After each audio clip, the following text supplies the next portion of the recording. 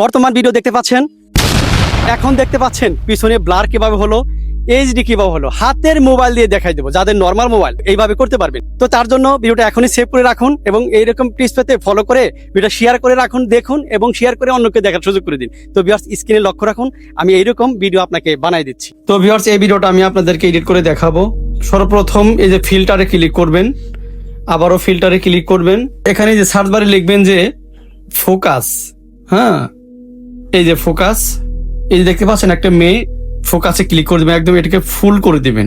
ঠিক আছে, ফুল করে দেওয়ার পরে এটাকে একটা ভিডিও যতটুকু আছে ততটুকু কিন্তু রাখবেন। ওকে, দ্বিতীয় যে কাজটা করবেন, আবারও ফিল্টারে ক্লিক করবেন। এখানে লিখবেন যে সার্চ বারে লিখবেন যে লাইট স্কিন, এই দেখতে পাচ্ছেন লাইট স্কিন, এখানে আপনি ক্লিক করে দেবেন।